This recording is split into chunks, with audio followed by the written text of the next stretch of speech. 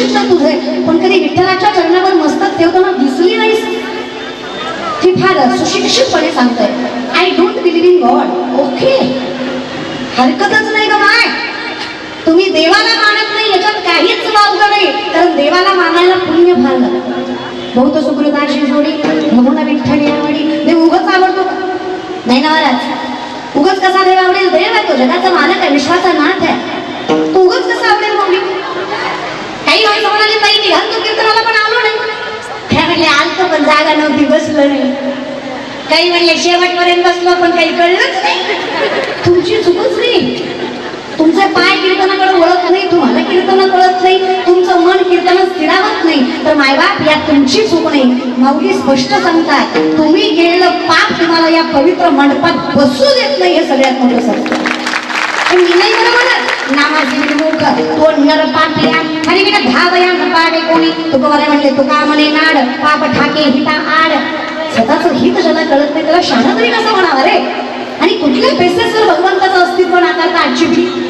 विज्ञानाच्या.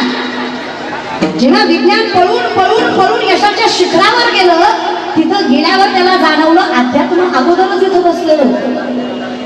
महाराज सांगतात सावध सांगे संतोषाला खोकड पुस्तकं वाचेल. अरे पुस्तकं वाचून तर खोकडी शाणी होतात, माणसाचं काय घेऊन बसलात? पण ज्ञान कसं वाईट आहे? उपजता ज्ञानी हे वर्म जाणोनी आणि लोटांनी सांगणे. न्यायशास्त्र सांगतं आत्मा हा निर्गुण निराकार. आत्म्याला कुठलं स्वरूप नाही, पण आत्म्याचं स्वरूप ज्ञान आहे. ज्या व्यक्ती जन्माला यायच्या आधी जन्माला तिला ज्ञानी म्हणाला. 14 विद्या 64 कला 1400 वर्षाचं वय चांगलं महाराजांचं, पण 16 वर्षांच्या माऊलींच्या चरणावर नसतं. आणि विचारलं हे कितपत योग्य आहे? मेलेला मृत्यू जिवंत करायची ताकद तुमच्या सामर्थ्य, इतकं योगी तुम्ही श्रेष्ठ. आणि या लेकराच्या पायावर मस्तक ठेवतात. तुम्ही म्हणले तुम्ही आत्ताचे 16 बघतात.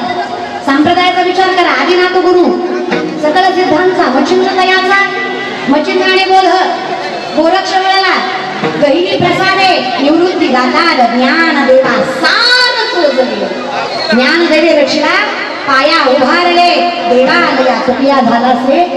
हे फार पहिलीपासून चालत आलं. हे परंपरेचं ज्ञान आहे. तुका म्हणे येते पाहिजे हे जे माऊली म्हणतात ना, ज्ञान परंपरेचं लागतं. मोठं की देहा कुठे म्हणे हिचं ज्ञानाची पहाट फटे सूर्या पुढे प्रगटे प्रकाश जायचा माऊलींचं लढ. ज्ञान कसं जन्माला येतं? मला सांगा, प्रकाश सूर्याच्या अगोदर येतो की सूर्य उगवल्यावर येतो? मायबा बोलत जा. माझा प्रश्न कळला? प्रकाश उजेड सूर्याच्या अगोदर येतो की सूर्य उगवल्यावर येतो? खरंय मुंबईकर. अरे दादा, आधी प्रकाश येतो मग सूर्य येतो. आधी किरण पडतात, आधी उजेड होतो, मग सूर्य उगवतो. त्याला पहाटे उठावं लागतं. आम्ही 8 वाजे तरी तोंडवर करून असतो. आम्हाला सूर्य कळणार आहे तर थोडं ब्रह्ममुहूर्त लागतो ना, त्याला टाकणा करणारी मंडळी लागते. हे टाकण्यावाल्यांनाच माहिती की आधी प्रकाश की आधी सूर्य. आम्ही कचकच काय त्याचा डबा आम्हाला काय करणार आहे? आम्ही जन्मालाच इतके विचित्र आलो ना. तर यात चुकी आजची पिढीची वेगळी. तुम्ही असं म्हणाल की आजची पिढी हुशार नाही. तुम्हाला व्यासपीठावर मान्यच करावं लागेल की पहिल्या पिढीपेक्षा आजची पिढी हुशार आहे. कॅप्चरिंग पॉवर, मॅनेजमेंट, मेंटॅलिटी, सत्य असत्य करायची ताकद, हे सगळं जास्त त्यांच्याकडे. पहिल्या लेकरापेक्षा आताची लेकरं हुशार आहेत, पण हुशारीचा वापर चुकीच्या ठिकाणी होतोय. चुकली या वर्म फेरा पडे अशी अवस्था झाली आजच्या पोरांची.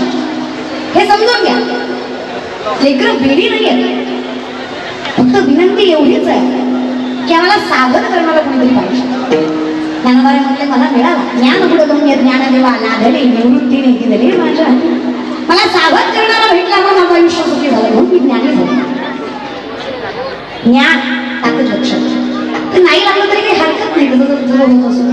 जसं आहे तसं राहू द्या. विठाला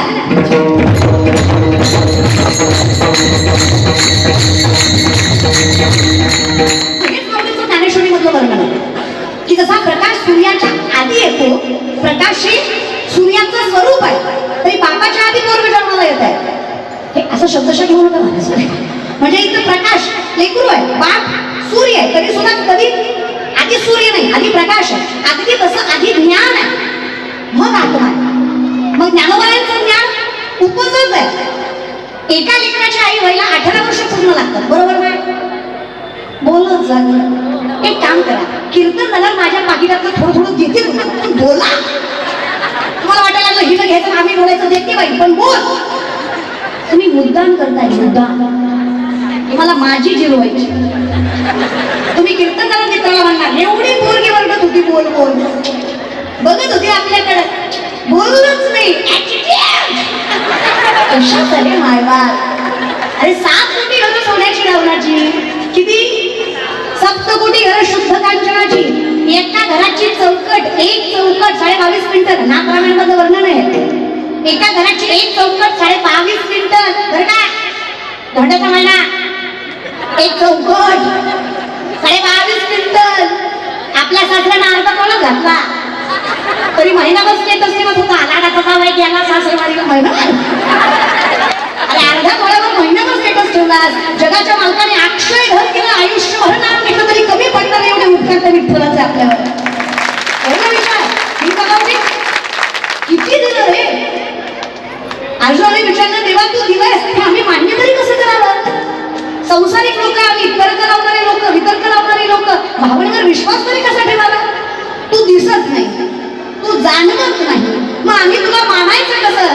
कृष्ण म्हणतात अरे येड्या, दिसत नसलं म्हणून काय झालं, सूक्ष्मता लक्षात घे. अहम वैश्वानरो भूत्वा प्राणिनाम देहमाश्रित प्राणापान समायुक्त पंचपेंडम चतुर्विध. अरे वेड्या, तुझ्या जठरामध्ये अग्नी म्हणून वास करणारा सुद्धा मीच आहे. तुझं अन्न सुद्धा मीच पचवतो आणि तू कुठल्या बेसिसवर माझं अस्तित्व नाकारतोस. चालवणारा, बोलवणारा, दाखवणारा, जगवणारा हे सगळं सोड, पचवणारा सुद्धा मीच आहे. रोबोट निघाले मग माणूस झाला का, भावना आली का, रक्त प्रवाह आला का. जसं लेकरू जन्माला आल्यावरच माईला पाजर फुटतो, रक्ताचं दूध होतं, ही क्रिया अजून कुणाला करता आली का. अरे फार अवघड जाऊ नका, वितर्कच लावायचं ना. आजची ओळख काय माणसाची, आजची ओळख आधार कार्ड. आपल्याला मी आहे हे सिद्ध कसं करावं लागेल आजच्या काळात. आधार कार्ड. आपल्याला आपल्याला जर मला सांगायचं की मी शिवलीला पाटील आहे, हे मी सांगून नाही ना करणार. फक्त जर मला हे कानूनाच्या दृष्टिकोनातून जर नियमाने सिद्ध करायचं, मला काय दाखवावं लागेल. भारतात राहते म्हटल्यावर आधार कार्ड. आधार कार्ड कशावर होतं निर्माण, कशावर ओळखलं जातं. थंब, अंगठा, बरोबर आहे. हे माझंच आहे, हे कसं ओळखलं जातं माझ्या अंगठ्यावर. वितर्कच लावायचं ना तर मला लक्षात घ्या, इथे कोट्यावधी लोकांचा भारत आहे. जी माणसं मेली, जी माणसं जिवंत आहेत आणि जी माणसं जन्माला येणारी आहेत, त्या प्रत्येकाची एवढी जागा वेगळी आहे. हे शक्य तरी कसं झालं. वितर्कच लावताय ना, विज्ञानच पाहिजे ना. ज्ञानेश्वरी वाचा, प्रत्येक प्रश्नाचं उत्तर मिळेल. आजची पिढी एमपीसी करता, यूपीसी करता, law, political, mechanical, computer engineering करता, PhD करता, MBBS करता, मेडिकल कुठल्याही क्षेत्रामध्ये आहात, काही भरतीची तयारी करता, व्यापार करता, संसार करता, राजकारण करता, समाजकारण करता, कार्य करता आहात. आयुष्यात जे काय तुम्ही करताय एकदा ज्ञानेश्वरी नाही कळली तरी वाचा. कळावी एवढी पात्रता नाही आपली. ज्ञानेश्वरी नाही कळली तरी वाचा. लेख आहे म्हणून सांगते, बहीण आहे म्हणून ऐका. तुम्हाला ज्ञानेश्वरी नाही कळली तरी चालेल. ज्ञानेश्वरीला तुम्ही कळला, तुमच्या जीवनाचं कल्याण आहे. माझ्या ज्ञानोबारांना तुम्ही कळू द्या, ज्ञानेश्वरी 90% सायन्स इट्स ज्ञानेश्वरी. 90% विज्ञान म्हणजे ज्ञानेश्वरी. या बल्बचा शोध 100-125 वर्षापूर्वी सायंटिस्टने लावला, हे आम्हाला माहित आहे. मग हेही आम्हाला माहित असायला पाहिजे की 750 वर्षापूर्वी माऊली ज्ञानेश्वरीमध्ये सांगतात, उदकाची मी आवेशे प्रगटले ते जलक लगीत दिसे तर आविजो माझी असे सरील काही. उदक म्हणजे पाणी, आवेश म्हणजे प्रेशर. पाण्याच्या प्रेशरने वीज निर्मिती होते. हे आपल्या ज्ञानोबारायांनी 750 वर्षापूर्वी ज्ञानेश्वरीमध्ये सांगितलं. याला विज्ञान म्हणायचं, याला वारकरी संप्रदाय म्हणायचा. सातूचेनी सांगत आहे, थंडी टपाय पाणी राज हंस आहे. तुझं ज्ञान विज्ञान पैसे वाटवणे देऊ. आम्ही तुम्हाला सांगू खरं काय आणि खोटं काय. पण हे कलियुग आहे. इथे 4 माणसं एकच खोटं बोलली की खोटं सुद्धा खरं होतं. खरं की नाही. हे मी नाही म्हणा, चाणक्य नीती आहे ही. 5000 वर्षापूर्वी जे घडत आलं महाभारत ते आजही चालतं. इथे 4 माणसं एकच खोटं बोलली की खोटं सुद्धा खरं होतं. त्याला आजच्या भाषेत ऍडव्हर्टाइजमेंट म्हणायचं. प्रचार. एवढी वर्ष संतूर साबण वापरता, खरं सांगा का आई, खरंच संतूर साबण से उमर का पता नाही चलता, असं होतं. ऍडव्हर्टाइजमेंट ग, पण घेतोच की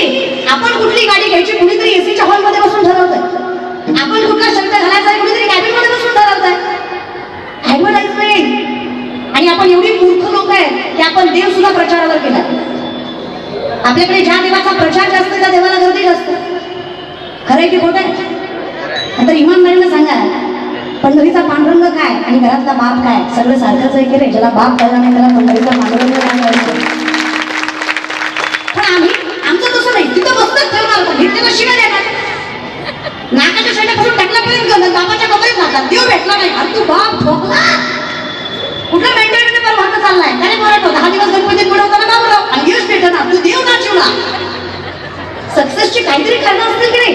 मरमर मरता, पळपळ करता, करायचं तेवढं कष्ट करता, पण पत्रात यश पडत नाही. याला शास्त्र आहे. बुद्धिबळ ही सिद्धी कार्याने म्हणत आहे नाही सुप्तस्य सिंहस्य प्रविशंती मुखे बोला. उद्योग सिद्धीला न्यायचं असेल तर कार्य मनात ठेवून चालत नाही. फक्त मनगटात बळ असून चालत नाही. 2 लाख पायदळ 1 लाख घोडदळ आहे स्वराज्याचं. 10 पटीला जास्त सैन्य शत्रूचं. जर शिवरायांनी विचार केला असता माझा बाप यांच्या हाताखाली गुलामगिरी करतो, मी साम्राज्याची स्वप्न बघाली कशी? पण शिवरायांनी बघितली स्वतःच्या विचारावर विश्वास होता, स्वतःच्या संस्कारावर विश्वास होता. अरे ही शेतकऱ्याची 17-18 वर्षाची तरुणी पाठ बुटवर मावळं घेऊन त्यांच्या नाकात टिचून 260 पेक्षा जास्त किल्ले 40 वर्षाच्या आत हस्तगत केले. हा इतिहास आहे हिंदवी स्वराज्याचा. त्याची वारंवार आली.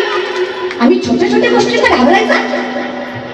व्यापार घेतला गेले भाषे, पूर्वी नाही म्हणली मर, नापास झाला मर, मरतो का? मरायच्या गोष्टी करू नका. आत्महत्येसारखं महापातक दुसरं नाही. माय तुम्हाला खास करून सांगते, तुम्ही लई येड्यागडी करता. आणि काय त्रास? जगाच्या मालका इतका त्रास तुम्हाला नाही. सगळं सांभाळतो तरी त्रास आहे. एखाद्या संत संघाच्या त्रासाशिवाय कुठे झालंय? ही लोक आहेत रे. आता एवढा जरी सुंदर कीर्तन सोहळा त्या व्यवस्थापकांनी ठेवला तरी आजचं गाव चांगलं म्हणत नसतं. 2-4 तरी खौट बोलणारच. हा त्याला काय पैशाचा उधार नाही कुठे कुणी म्हणलं की नाही काय सांगायचं? हो त्या गोष्टी मंडळाने रुपया जमा करून काय सुंदर कीर्तन सोहळा केला. हो काय लांबून कीर्तनकार आणले होते. शिवसाई पाटलाचं कीर्तन ठेवलंय म्हणे. ते म्हणणार हा त्यांनी ठेवलंय पण ती येईल का? म्हणजे नुसतं पोटात बोला काय गरज आहे का? मरण नको ठेवणारा. मी काय म्हणतो चांगलं बोलता येत नाही गप राहणार. ऍक्टर गरी वाजपेयींची एक सुंदर कविता त्यामध्ये दृष्टांत. एका जंगलाला आग लागलेली असते. हाती सिंह घोडे लांडगे सगळे पळून जातात. छोटीशी चिमणी चोचीमध्ये पाणी घेऊन जंगलाची आग विझवायला निघते. विजेल लोक हसतात. अक्कल येतं म्हणतो तुला? एवढूसा जीव का तुझा? तुझ्या चोचीतल्या पाण्याने जंगलाची आग विझणार आहे? चिमणी म्हणते दादा खरंच तुझं. नाही दादा खरंच आहे तुझं. माझ्या चोचीतल्या पाण्यानं जंगलाची आग विझणार नाही.